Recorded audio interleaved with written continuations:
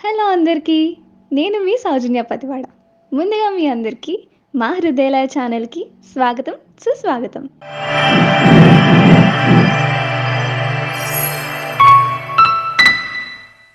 Hello! ఎలా ఉన్నారంతా? బానే ఉంటారులే. మరి మా కొత్త స్టోరీ కోసం చాలానే వెయిట్ చేస్తున్నారనుకుంటా కదా? ఇక వెయిట్ చేయాల్సిన అవసరం లేదు. ఎందుకంటే మేము వచ్చేసాం కదా! ఇదిగోండి మీకోసమే ఒక సరికొత్త ఫ్యాంటసీ లవ్ స్టోరీతో మీ ముందుకు వచ్చేసాం. ఇవాళ మనం చెప్పుకోబోయే కథ పేరు రక్షక ప్రేమ. రచించిన వారు కీర్తిప్రియ. మరి ఇక ఏమాత్రం ఆలస్యం లేకుండా స్టోరీలోకి వెళ్ళిపోదాం పదండి. రక్షక ప్రేమ ఎపిసోడ్ నెంబర్ 1. అది ఒక మిడ్ నైట్. అప్పుడే పార్టీ కంప్లీట్ చేసుకొని తిరిగి వస్తున్న ఒక అందమైన 25 ఏళ్ల యువతి బాగా తాగేసి ఉండడం వల్ల మత్తుగా బండి తోలుతూ ఒక చెట్టుకు గుద్దేసింది. అర్ధరాత్రి అవ్వడం వల్ల చుట్టూ అంతా నిర్మానుష్యం. చిన్న పక్షి సంచారం కూడా లేదు. హైవే అవ్వడం వల్ల ఎవ్వరూ కనపడట్లేదు. చల్లగా వీస్తున్న పిల్లగాలులు, ఉరుములు, మెరుపులతో కురుస్తున్న వానలో ముత్యంలా మెరుస్తూ యాక్సిడెంట్ వల్ల స్పృహ తప్పి పడిపోయింది ఆ అమ్మాయి. అప్పుడే అటు సైడ్ వెళ్తున్న ఒక 4 రౌడీలు ఇది గమనించి తన దగ్గరకు వెళ్ళారు. అందులో ఒకడు, అమ్మాయి భలే ఉందిరా. ఇంకొకడు, అవునరా ఈరోజు మనకు పండగే అనుకుంటూ 4 అమ్మాయిని లేపడానికి ట్రై చేస్తూ తనని ముట్టుకునేంతలో ఉన్నట్టుండి 4 ఎగిరి ఆమడ దూరంలో పడిపోయారు. ఒక్కసారిగా 4కి దిమ్మ తిరిగి ఒకరి ముఖాలు ఒకరు చూసుకున్నారు. ఏమైందో అర్థం కాక. అయినా కూడా వదలకుండా మళ్ళీ తనని ముట్టుకోవడానికి వెళ్ళి ఒకడు టచ్ చేయగానే వాడు గిలగిలా కొట్టుకుంటూ కింద పడిపోయాడు. అక్కడ ఏం జరుగుతుందో అస్సలు అర్థం కానట్టు దిమ్మ తిరిగిపోయింది మిగతా 3కి. అందులో ఇంకొకడు ఆ అమ్మాయి దగ్గరికి వెళ్ళేలోపు ఎవరో వెనక నుంచి తన మెడ పట్టుకొని ఈడ్చి పడేశాడు పక్కకి. అలాగే ఉన్న మిగతా 2ని కూడా చిత్త కొట్టుడు కొట్టి అక్కడి నుంచి తరిమేశాడు. వాళ్ళు పారిపోయారని తెలిసాక చిన్నగా అమ్మాయి దగ్గరకు వచ్చి తనను చూసేసరికి చాలా గాయాలతో రక్తం వస్తూ భారంగా శ్వాస తీసుకుంటున్నట్టు కనిపిస్తుంది. ముఖంపై తగిలిన దెబ్బల వల్ల తన రూపురేఖలు కూడా అతనికి సరిగ్గా కనిపించట్లేదు. ఎంత పిలిచినా తన స్పృహలో లేదు. అప్పటికే ఊపిరి భారమవుతున్నట్టు కనిపిస్తుంది. ఏం చేయాలో తెలియక ఆ వ్యక్తి తప్పక తన శ్వాసని తనకి ప్రాణంగా పోసి తనని హాస్పిటల్లో చేర్పించాడు. హలో మిస్టర్, మీ పేరు అని అడిగాడు అక్కడే ఉన్న ఒక డాక్టర్. నా పేరుతో ఏం పనిలేండి, ముందు అమ్మాయికి ట్రీట్మెంట్ చేయండి. మీరేమవుతారా అమ్మాయికి? తనెవరో నాకు తెలీదు, దారిలో యాక్సిడెంట్ అయి కనిపిస్తే తీసుకొచ్చాను. ఓకే మిస్టర్, మరి పేషెంట్ ఫీజు ఎలా కడతారు? అదేంటి, తన పర్సులో మనీ లేవా? No mister. సరేలేండి అని తన దగ్గర ఉన్న మనీతో అమ్మాయికి ట్రీట్మెంట్ ఇప్పించి అక్కడి నుంచి వెళ్ళిపోయాడు. మార్నింగ్ మత్తుగా కళ్ళు తెరిచిన అమ్మాయి చుట్టూ చూసి ఉలిక్కిపడి లేచి కూర్చుంది. లేచావమ్మా అడిగింది అప్పుడే లోపలికి వస్తూ ఒక నర్స్. నేను ఎక్కడున్నాను? ఈ హాస్పిటల్కి ఎలా వచ్చాను? ఏం జరిగింది నాకు అని చాలా కంగారుగా అడిగింది ఆ అమ్మాయి. మీరు ఎక్కువ స్ట్రెస్ అవ్వకండి, మీకేం అవ్వలేదు. నైట్ చిన్న యాక్సిడెంట్ వల్ల మీకు చాలా గాయాలు తగిలాయి, అందుకే ఇప్పుడు హాస్పిటల్లో ఉన్నారు. ఎంత గుర్తు చేసుకుందామన్నా తనకి ఏం గుర్తు రావడం లేదు. నన్ను ఎవరు జాయిన్ చేశారు హాస్పిటల్లో అని అడిగింది ఆ అమ్మాయి. ఎవరో పేరు చెప్పలేదమ్మా, ఒక 27 ఇళ్ళు ఉంటాయి. ఒక అబ్బాయి మిమ్మల్ని జాయిన్ చేసి ట్రీట్మెంట్ ఫీజు కూడా అతనే కట్టాడు. అవునా, తను ఎక్కడున్నాడు అని చాలా ఎక్సైట్మెంట్తో అడిగింది. తను నైటే వెళ్ళిపోయాడమ్మా. అయ్యో వెళ్ళిపోయాడా అని చాలా బాధపడింది అమ్మాయి. అంతలోనే ఏదో స్ట్రైక్ అయినట్టు, అవును మీ హాస్పిటల్లో సీసీటీవీ కెమెరాస్ లేవా? తను ఎందుకు అలా అడుగుతుందో అర్థమైన నర్సు, సారీ అమ్మా, ఇది నీ బ్యాడ్ లక్ అనుకోవాలో మరేమనుకోవాలో తెలియదు, కానీ నిన్ను జాయిన్ చేసే టైంకి ఈ స్ట్రీట్ అంతా కరెంటు పోయింది. జనరేటర్స్ ఓన్లీ లైట్స్ అండ్ ఫ్యాన్స్కి మాత్రమే కనెక్షన్ ఉంది, సీసీటీవీ కెమెరాస్కి లేదు. అదేంటో వింత. కాకపోతే అతను అలా వెళ్ళగానే తిరిగి కరెంట్ వచ్చింది. ఇదంతా వింటున్న అమ్మాయి దిగులుగా అవునా అనింది. ఇంతలో డాక్టర్ వచ్చి, how you feeling miss? Feeling better doctor. Okay, ఇంతకీ ఎవరు నువ్వు? మీ ఫ్యామిలీ డీటెయిల్స్ చెప్తే మీ వాళ్ళకి కబుర్ చేస్తాను. నైట్ ఇంట్లో చెప్పకుండా పార్టీకి వెళ్ళిన విషయం తెలిస్తే బడత పూజ చేస్తారు అని. అయ్యయ్యో పర్వాలేదు డాక్టర్, నేను వెళ్ళిపోతాను. తన కంగారుకి భయంకి అర్థమయ్యి నవ్వుకొని, నేను తీసుకెళ్ళడానికి కాదమ్మా, ఇక్కడ జాయిన్ చేసిన పేషెంట్ డీటెయిల్స్ అన్నీ ఫామ్లో ఫిలప్ చేయాలి. నైట్ ఆ అబ్బాయి ఎవరో ఫీజు అయితే పే చేశాడు, కానీ ఫామ్ తెచ్చేలోపు వెళ్ళిపోయాడు. అందుకే ఇది కంపల్సరీ రూల్ అమ్మా అని డాక్టర్ చెప్పడంతో తప్పక వాళ్ళ నాన్నకు ఫోన్ చేసింది. Hello daddy. హలో బుజ్జి, ఎక్కడున్నావురా? నైట్ అంతా ఇంటికి రాకుండా నేను ఎంత టెన్షన్ పడ్డానో తెలుసా? ఎక్కడున్నావు అసలు? ఏం చేస్తున్నావు? డాడీ కూల్ డౌన్ అని జరిగిందంతా చెప్పింది కంగారుగా. నీకేం కాలేదు కదమ్మా? లేదు డాడీ, నాకేం కాలేదు. సమయానికి ఎవరో ఒక అతను వచ్చి హాస్పిటల్లో జాయిన్ చేశారు. ప్రస్తుతానికి నేను బాగానే ఉన్నాను, నువ్వు ఒకసారి హాస్పిటల్కి రా అని హాస్పిటల్ డీటెయిల్స్ చెప్పింది. ఇప్పుడే వస్తాను రా, అక్కడే ఉండు, నువ్వు జాగ్రత్త, ఓకేనా? ఓకే డాడీ, త్వరగా వచ్చేసాయి అని ఫోన్ పెట్టేసి అంకుల్ డాడీ వస్తున్నారంటలేండి. ఓకేమా అని వెళ్ళిపోతూ ఇంతకీ నీ పేరేంటమ్మా అడిగాడు డాక్టర్. నా పేరు శైలజ డాక్టర్. ఓ ఓకే అమ్మా, నువ్వు రెస్ట్ తీసుకో, మీ ఫాదర్ వచ్చాక నేను మాట్లాడతాను. Okay doctor.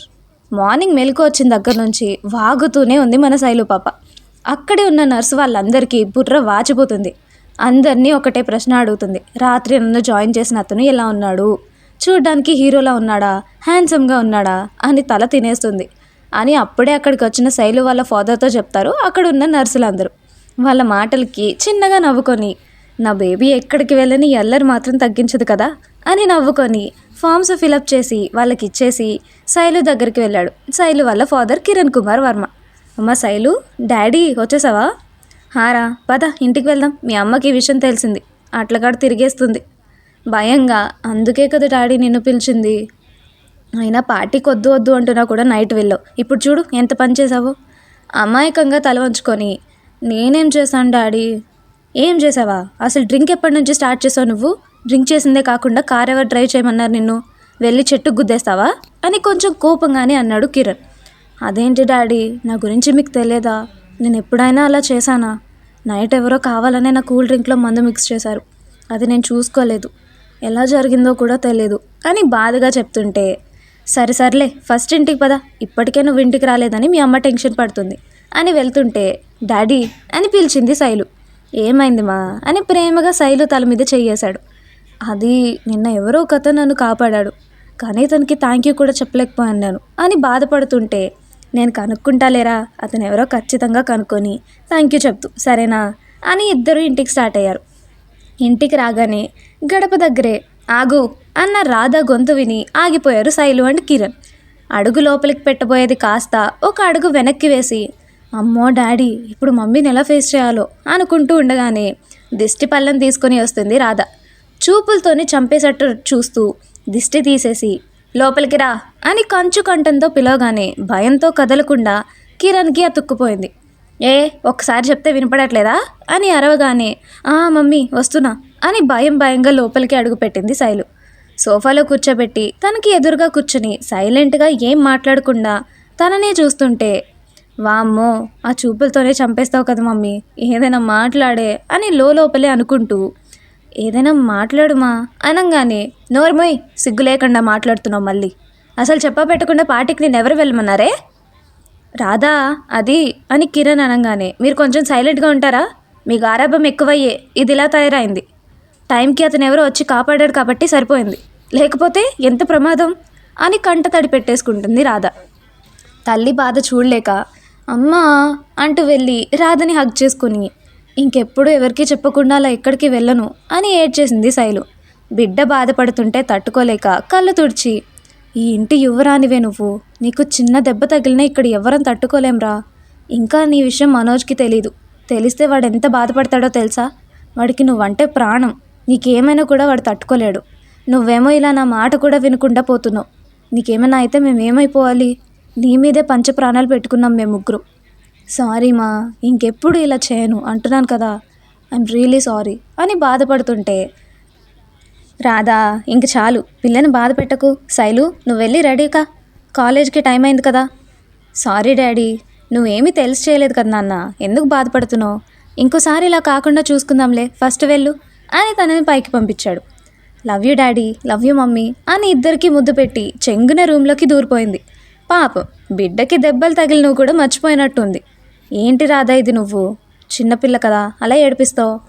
నాకేమైనా సరదానా అండి, దానికి ఏమైనా అయితే మనమేం కావాలి అని బాధపడుతుంటే తన పక్కనే కూర్చొని ఇంకోసారి ఇలా జరగకుండా మనం చూసుకుందాం, బాధపడకు, నువ్వు ఇలా ఉంటే నేను చూడలేను అని ఓదార్చాడు కిరణ్.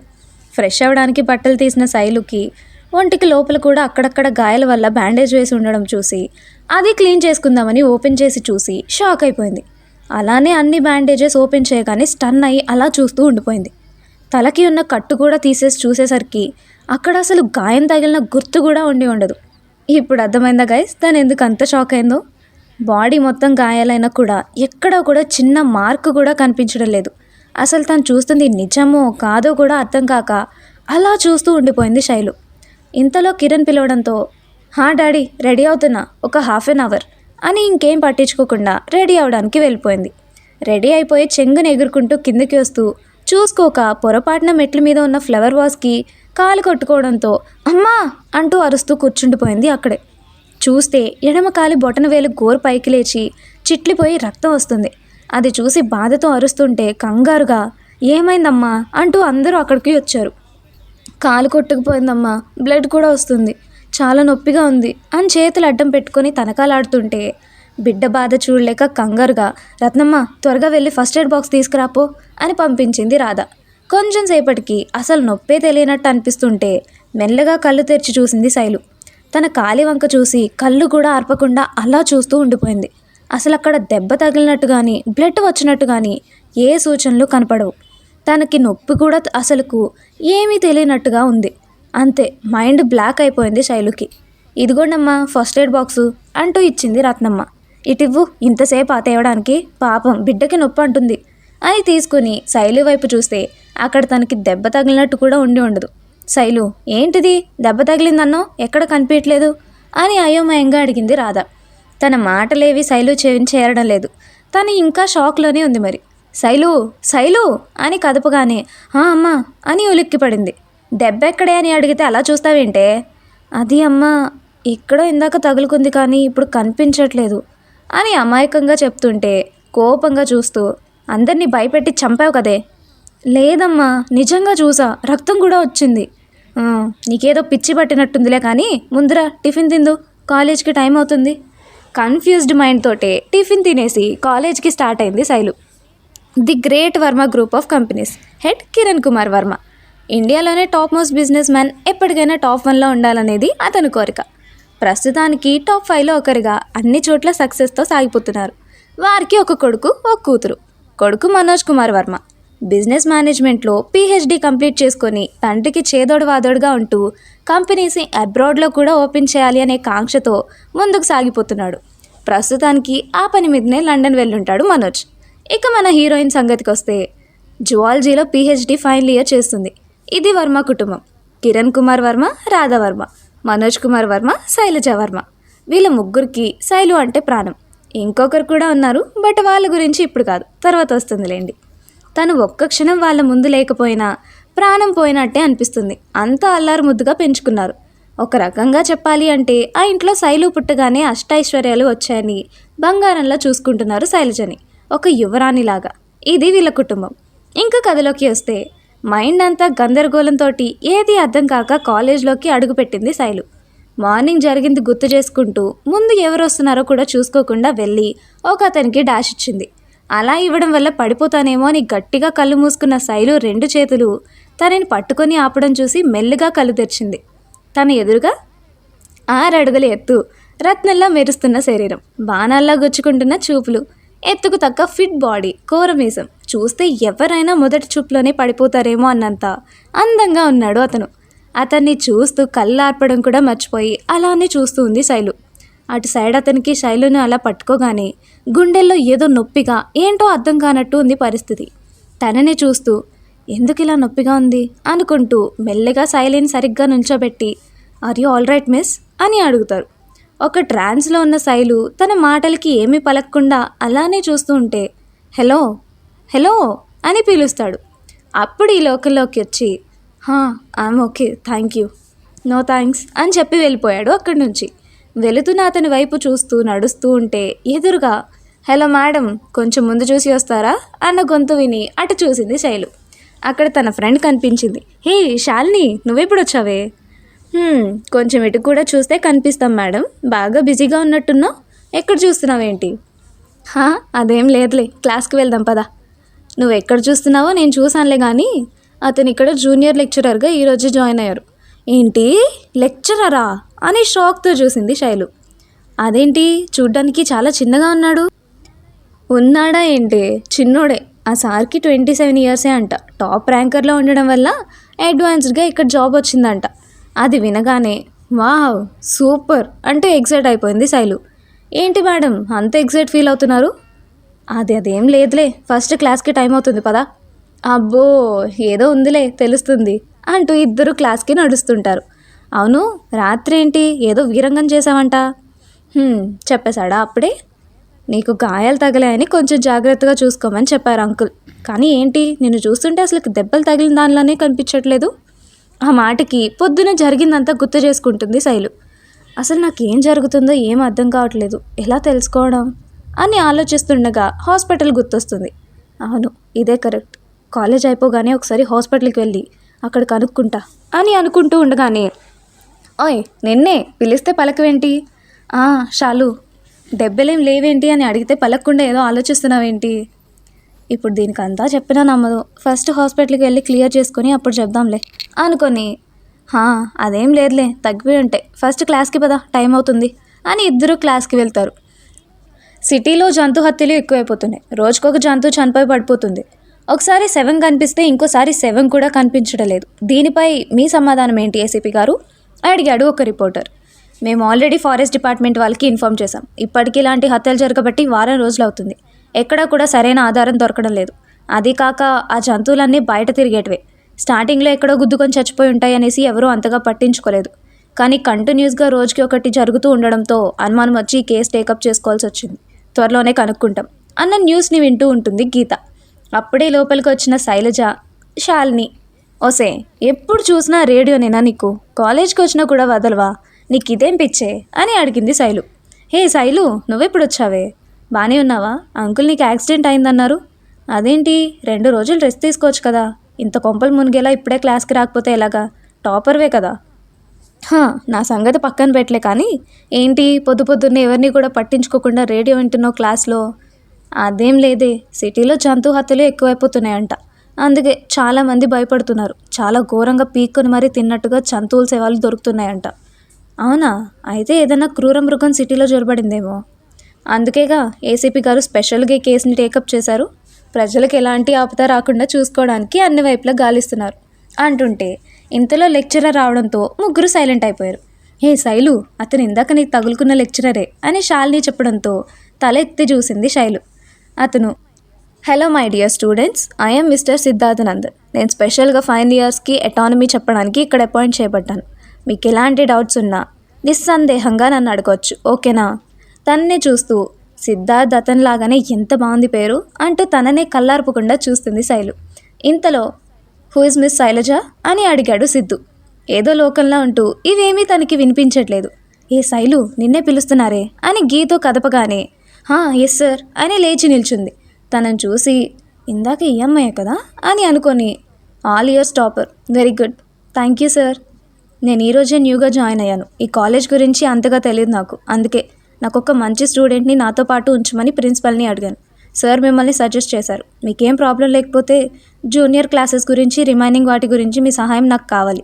మరి మీరు నాకు కోఆపరేట్ చేస్తారా అనగానే శైలు గాల్లో తేలిపోతూ, వావ్, ఇంతకంటే అదృష్టం ఎవరికైనా ఉంటుందా అంటూ ఓకే సార్ అని చెప్పేంతలో ఒక అబ్బాయి లేచి, అయ్యో సార్, ఆడపిల్ల ఎందుకులేండి, మీకు కావాలంటే నేను మీకు అసిస్టెంట్గా ఉంటాను. నాకు ఈ కాలేజ్ గురించి బాగా తెలుసు అన్నాడు. వాడి వైపు కొరకరా చూస్తూ, సచ్చినోడా, నీకేంటి అంత ప్రాబ్లం అని తిట్టుకుంటుంది శైలు. అమ్మా, బాగా గాల్లో తేలుతున్నట్టున్నావు కానీ కిందకి దిగేంక అని కళ్ళతోనే చెప్పాడు అబ్బాయి. నీకెందుకురా అంత కుళ్ళు? లేకపోతే నాకు సబ్జెక్ట్ ఎక్స్ప్లెయిన్ చేయమంటే నన్నే కొడతావా? బాగా దొరికేవల నువ్వు అని నవ్వుకుంటుంటే, నువ్వు కోతి చేష్టలు చేసావు కాబట్టి నేను కొట్టాను, దానికి ఇలా నా మీద రివెంజ్ తీసుకుంటావా అని కొరకరా చూసింది. ఇవన్నీ వాళ్ళ ఇన్నర్ వాయిసెస్ అన్నమాట. ఓహో, నాకెవరైనా ప్రాబ్లం లేదు. ఇంతకీ నీ పేరేంటి అడిగాడు Siddhu. Hello sir, I'm Vikram. Okay mister Vikram అని ఇంకా ఏదో చెప్పేంతలో, excuse me sir. Yes miss Sailaja. Sir, మీకు సబ్జెక్ట్ పరంగా హెల్ప్ఫుల్గా ఉండడానికి ప్రిన్సిపల్ సార్ నన్ను సజెస్ట్ చేశారు. మరి ఇప్పుడు ఈ విక్రమ్ని తీసుకుపోతే మీకు కష్టం కాదా? ఇరికిచ్చేసింది అనుకొని తన వైపు చూశాడు విక్రమ్. అదేంటి, విక్రమ్ కూడా బాగానే చదువుతూ ఉంటాడులే అని సిద్ధు అంటే, అవునా, ఒకసారి అడగండి సార్ మీరే అని కావాలని రెచ్చగొట్టింది శైలు. దేవుడా, దీనికి ఏదో రివెంజ్ తెచ్చుకోవాలని చెప్పి ఇలా ఇరుక్కుపోయానేంటి? ఇప్పుడు సార్ ఏమైనా క్వశ్చన్ అడిగితే ఒకవేళ నేను సరిగ్గా చెప్పకపోతే అందరి ముందు పరువు పోతుంది. ఎందుకు వచ్చిన గొడవలే, మళ్ళీ చూసుకుందాం అనేసి కావాలని, అయ్యో అవును సార్, నిజంగానే మీరు శైలజని తీసుకెళ్ళండిలే, తను ఎలాగో టాపర్ కదా, మీకు చాలా హెల్ప్ఫుల్గా ఉంటుంది అని సైలెంట్గా జారుకున్నాడు. తిక్క కుదిరింది ఎదవకి అని నవ్వేసుకుంది శైలు. ఏమీ అర్థం కాక ఇద్దరిని అయోమయంగా చూస్తున్నాడు సిద్ధు. వాళ్ళ చూపులు గమనించి, ఉఫ్, మీరేమైనా చిన్నపిల్లలు అనుకుంటున్నారా స్టడీస్లో గొడవలు పెట్టుకోవడానికి అని కోపంగా అరిచాడు సిద్ధు. సారీ సార్ అని ఇద్దరు తలలు వంచుకున్నారు. మీ ఇద్దరు ఈవినింగ్ లోపు డిసైడ్ చేసుకొని నాకు చెప్పండి, నాకు చాలా పనులు ఉన్నాయి అని చెప్పి వెళ్ళిపోయాడు సిద్ధు. సిద్ధు అటు వెళ్ళగానే, నీకేం రాంత నొప్పి, ఎప్పుడు చూసినా నన్ను సతాయించడానికే ఉంటావు అని శైలు అంటే, ఏదో చేయాలనుకున్నాను, ఏదో అయిపోయింది, సారీనే, అఘోరించావులే అంటూ సార్ కోసం బయటకు వెళ్ళిపోయింది శైలు. ఇదన్నమాట కొత్త స్టోరీ ఫ్యాంటసీ లవ్ మీద నడవబోతుంది. వి హోప్ మీకు ఇది నచ్చుతుంది అనుకుంటున్నాం. మా ఈ కొత్త స్టోరీని ఆదరిస్తారని కోరుకుంటూ ఇట్లు మీ సౌజన్య పతివాడ మరియు Keerthipriya Virinchi. Thanks for watching. Bye. మరిన్ని ఇంట్రెస్టింగ్ వీడియోస్ కోసం మా వీడియోస్ని లైక్ చేసి డైలీ నోటిఫికేషన్స్ కోసం సబ్స్క్రైబ్ చేసుకొని పక్కనే ఉన్న గంట సింబల్ని ఆన్లో పెట్టుకోండి.